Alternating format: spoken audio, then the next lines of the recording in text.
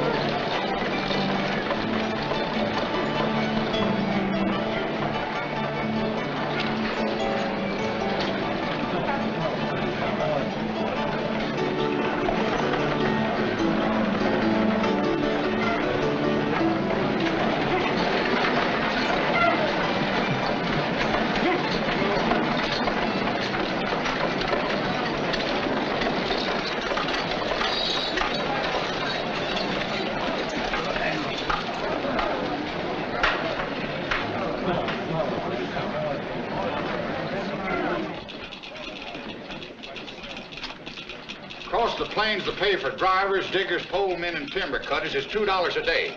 And when we hit the Indian country, it's $3. And every man supplies his own gun. Okay? What do you mean, okay? That's telegraph talk. Means all right.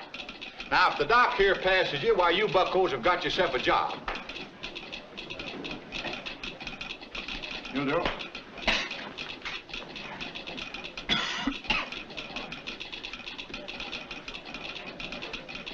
You'll do. Stand up, son. Nice with it. I ain't no horse.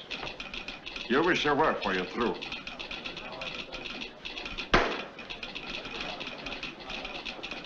Yeah, feels like you've got a slug of lead there, partner. 44?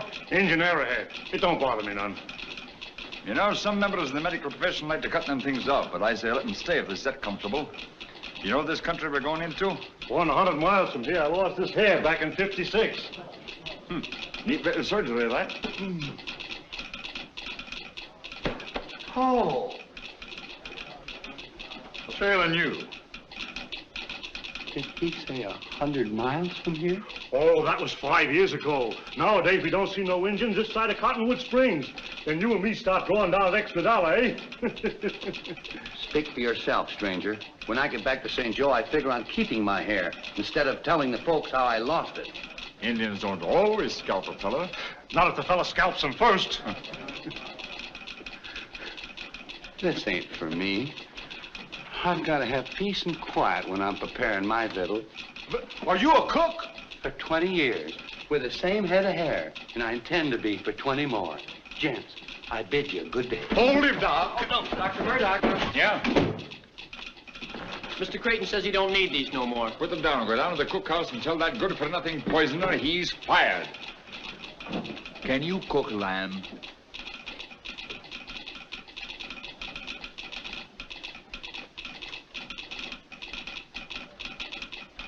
There are 9 different ways to cook mutton, and I know them all. Boiled, stewed, fricassee. Never mind that. Do you cook it with the hair on it?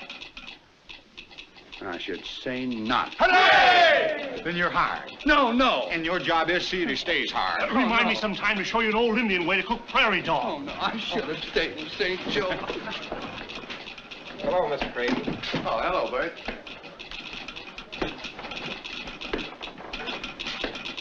Where's Miss Creighton, Pat? Oh, she's over at the corral, sir. We're buying some new horses today. Oh. How many have you? What's that with my sister, Pat? That's the fella I hired to do our scalping and take charge of the livestock, sir. Hello, Sue. Edward, darling! Tell me you've given up telegraphy for a corral. Oh, Edward, I'm so glad you're back.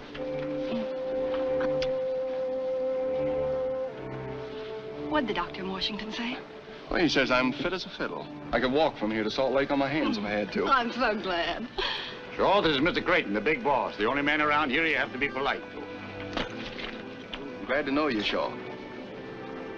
You've got to take a lot of horses and cattle a long way. Do you think you can manage it? I think so. Good. Come on, sis. You're supposed to be a telegrapher, you know. Goodbye, Mr. Shaw. Goodbye, ma'am.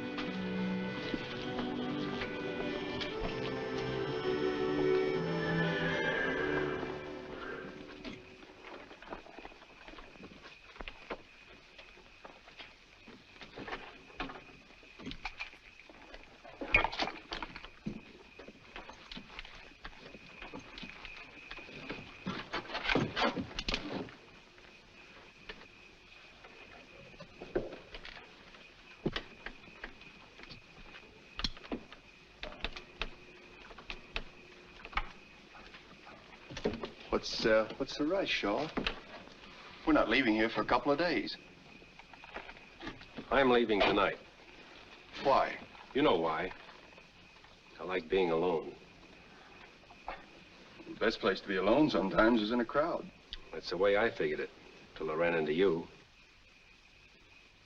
There's a good chance for you in Western Union. Is there? I think so. It's up to you. You don't owe me nothing. How could I? I never saw you before. Glad to meet you, Mr. Creighton. Here. Take a good chew of this. Help keep your mind off things.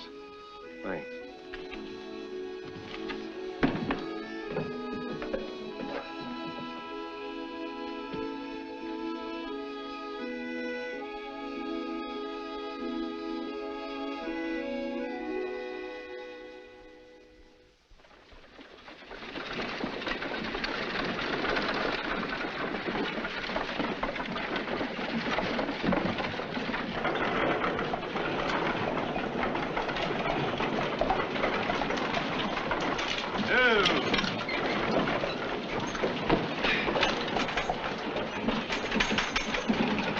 Holding my horses for me, old man. Thank you very much.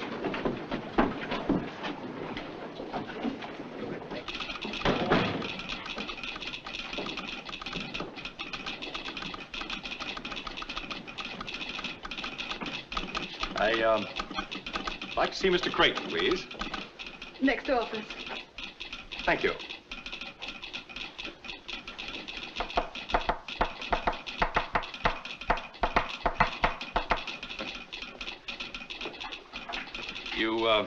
You spelled Jude, D-U-D-E. Oh, that's the way No, E's a single dot like that. You put a dash after it like that. Why, I did nothing of the sort. Besides, I don't even know what you're talking about. No, but I know what you're talking about. Next time, let's talk about,